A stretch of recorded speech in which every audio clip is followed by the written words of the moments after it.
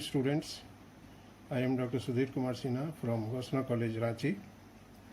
Today, we will discuss in Business Mathematics for BCom Semester 3. The chapter is Differentiation. Now, so far the meaning is concerned, differentiation is the action of computing a derivative. The derivative of function y equal to fx of a variable x in a measure of the rate at which the value of y of the function changes with respect to the change of the variable x. Means x के respect में y किस तरह से change हो रहा है, that is एक variable के चेंज होने से दूसरा वेरिएबल में क्या फ़र्क पड़ रहा है, इसी को हम लोग डिफ्रेंशिएशन कहते हैं. It is called the derivative of f with respect to x. Differentiation allows us to find us rate of change. Rate of change, for example, price के चेंज होने से डिमांड में चेंज होता है, या फिर साइंस की भाषा में कहें तो टाइम के वेलोसिटी चेंज होता है विद रेस्पेक्ट टू टाइम. तो ये this is called the differentiation. Now let y is a function of x be any continuous function of a variable x for all real values of x. Again let delta x, इस एक small triangle बना करके उसके नीचे x लिखते हैं, उसको हम लोग डेल्टा पढ़ते हैं. Delta be any very small increment in x. This is the very small increment that is nearly 0, and delta y be the corresponding increase in y. तो डेल्टा x और डेल्टा y ये दोनों changes है. Delta x x में change है और delta y y में change है. These two changes are very small. Then the ratio is delta y by delta x is called average rate of change of the function with respect to x. Now y equals to fx, that is function of x. For very small increment delta x and delta y, y plus delta y equals to fx plus delta x. ये delta y और delta x का value इतना कम है कि इसके add करने से y के वैल्यू पे कोई फर्क नहीं पड़ता या x के वैल्यू पे कोई फर्क नहीं पड़ता. This is nearly equal to 0. Then y को अगर हम इक्वल साइन के उधर ले जाएं तो delta y equal to f x plus delta x minus y. Again y का वैल्यू हम पुट कर दें fx, तो delta y equal to f x plus delta x minus f x. अब इसे हम दोनों साइड में डेल्टा एक्स से डिवाइड कर दें. Dividing both sides by delta x. Delta y by delta x equals to f x plus delta x minus f x divided by delta x.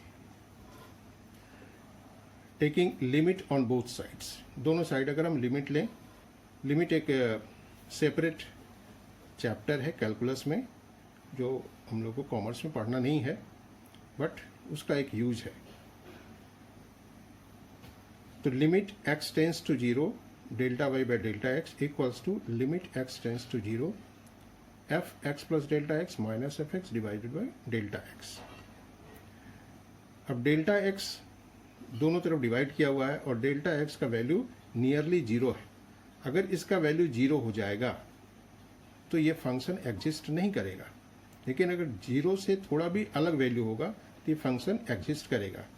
इसलिए लिखा हुआ इफ इट एग्जिस्ट, मतलब 0 नहीं, nearly 0. If it exist it is called derivative of f x with respect to x and is denoted by delta y by delta x, that is dy by dx equals to limit x tends to 0 fx plus delta x minus fx divided by delta x. This is known as differentiation by first principle.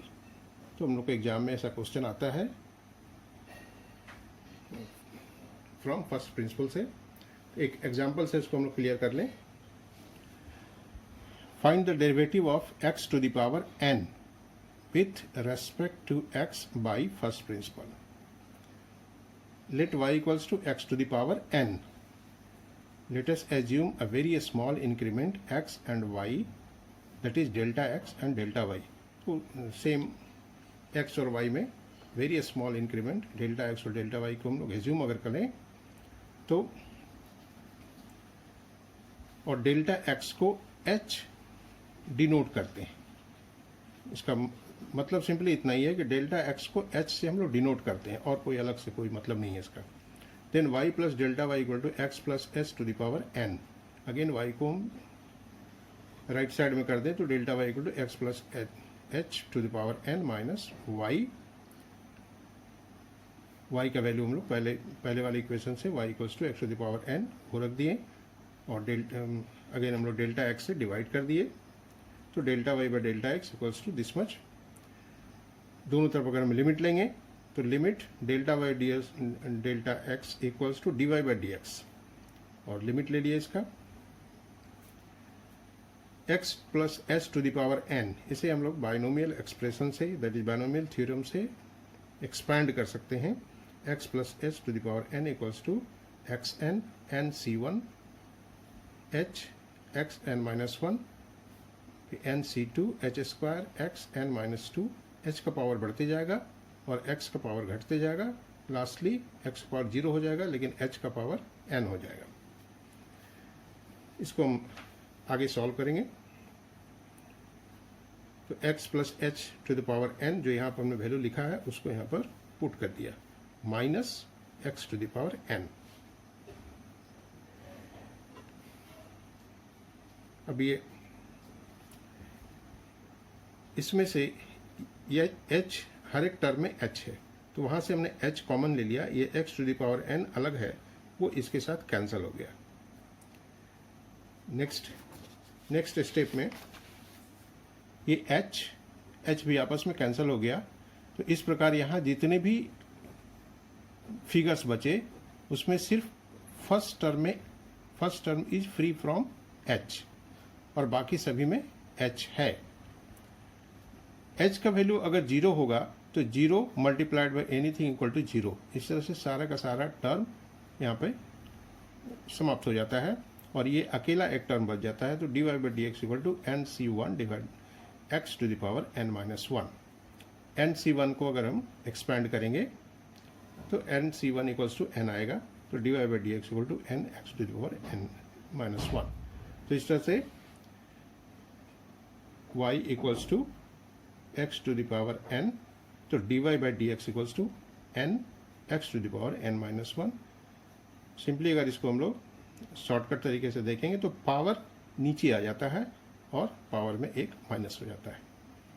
इस process को हम लोग बाद में use भी करेंगे। Now another question is find the derivative of e to the power x। e exponential series होता है e to the power x with respect to x by first principle. तो y equal to e to the power x for very same उसी process में for very small increment in x and y plus delta y equal to e to the power x plus h।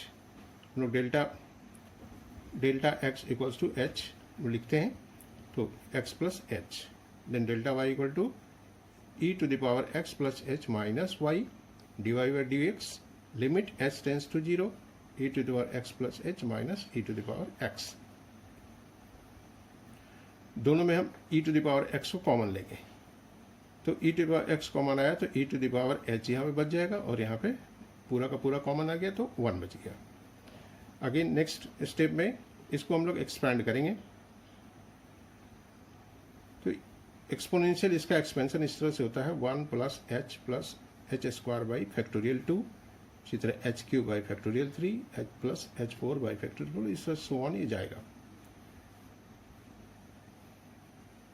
यहाँ +1 और ये -1 आपस में cancel हो गया और बाकी सभी से हमने h कॉमन निकाल लिया तो h यहाँ से कैंसिल हो गया तो ये फर्स्ट टर्म को छोड़ के बाकी सभी में h है। अगर h का वैल्यू 0 हो रहा है तो सारा का सारा टर्म वैनिश हो जाता है।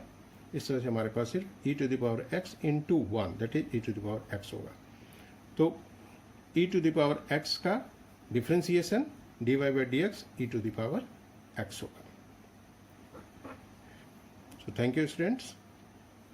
नेक्स्ट क्लास में हम लोग कुछ और प्रॉब्लम लेंगे और कुछ आगे भी सॉल्व करेंगे। Thank you.